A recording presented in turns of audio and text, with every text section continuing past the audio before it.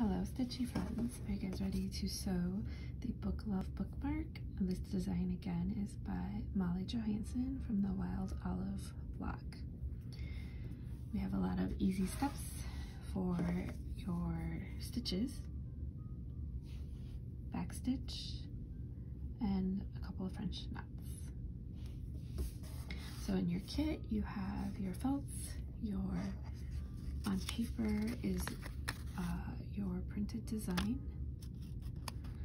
and this paper is what we're going to stitch through, and then when you're completed you can get it wet and tear it off. So I would recommend centering it on your bookmark and pinning it down first. I'm going to start in the center of my design and work my way out. It doesn't matter where you pin it. You could maybe tape it, I'm not sure. And then in your kit you also got your threads.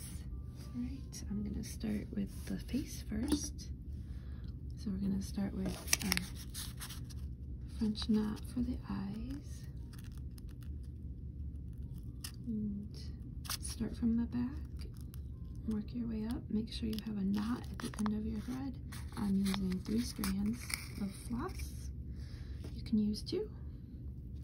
I don't think you could use 6 because it would be really hard to thread a needle with it. So we're going to wrap the needle twice for our French knot. Hold it to make sure that the thread doesn't slip off the needle. And then go back right near where you came up. Keep holding onto your thread. Push the needle down. The tighter you hold it, the better your eye will be flatter on the felt. All right, and I'm gonna go over to the other eye.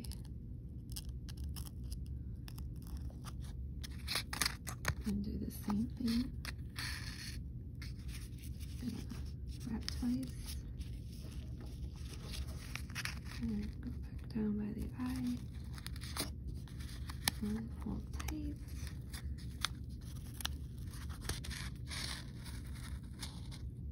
And now for the smile, we start at this side, then we come up this side, and then we do this little, like, it's called a half lazy daisy actually. So, or I guess I should have said you go down this side instead of up. I mean, we don't go down all the way, we don't pull the thread all the way through, we leave some out. And then go into the middle of the smile as best as you can. Oh, gee. So close. The more lopsided you have it, the wonkier it'll be. So now you can pull this all the way up. And then you're going to go down on the bottom side of that smile to anchor this, and as you pull through it'll make your smile. Now I'm going to knot it in the back. You're going to see your stitches in the back unless you glue another piece of felt to the back of your bookmark, and for me I don't really mind because I look at the front of my bookmarks when often than not. So I'm done with the black, and then I'm going to get started with the red for the heart. So for the heart, I'm starting on the right. I come up from the back, and then I go down to the bottom. You can start anywhere on the heart, but this is the back stitch, so it's kind of like going backwards. Start farther over than where you want your thread, and then go down, and then it's a lot of stabbing in the dark. Don't mean to be so morbid sounding. All right, so you just keep going all the way around. When you get to curves, want to make your stitches a little bit tinier that you can get a curve. So just bring that needle back down to your last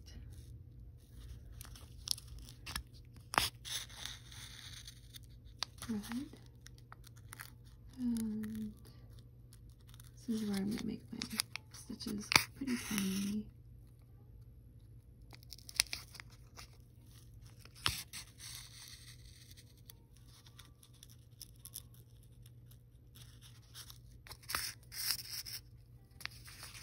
And you might, because of the paper, you might not see how your stitches look until after you remove it.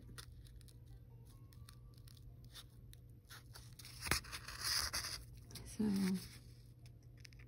have a feeling my heart is going to look a little pointy, but I might be surprised.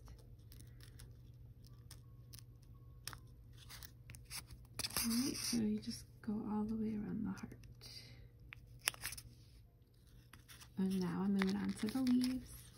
It's the exact same thing as the heart.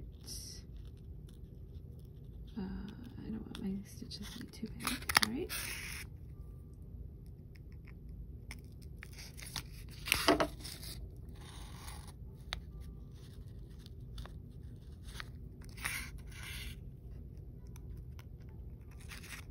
So like I said, just the back stitch all over again. You don't have to start with the middle. You can always start on the outline of your project. There's really no right or wrong. I just start on the middle because this is paper. I thought it might bunch up and shift if I started on the outside and worked my way in, and then my face might have been a little more wonky than usual. So that's why I'm doing the inside first.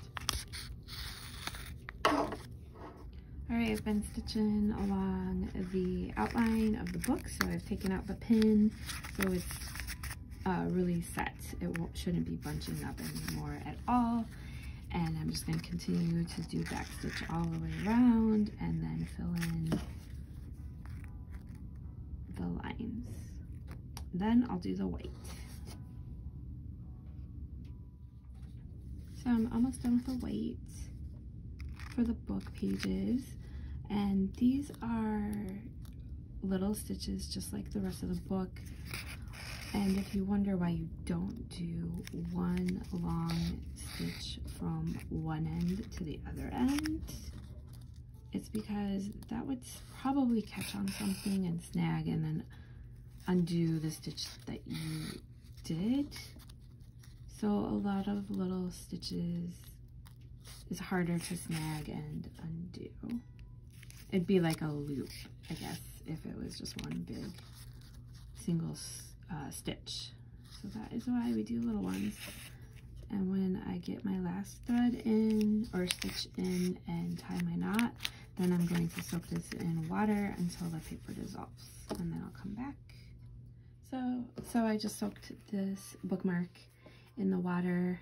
I didn't get all of the white paper out, but I got most of it out, so I might give it a longer soak.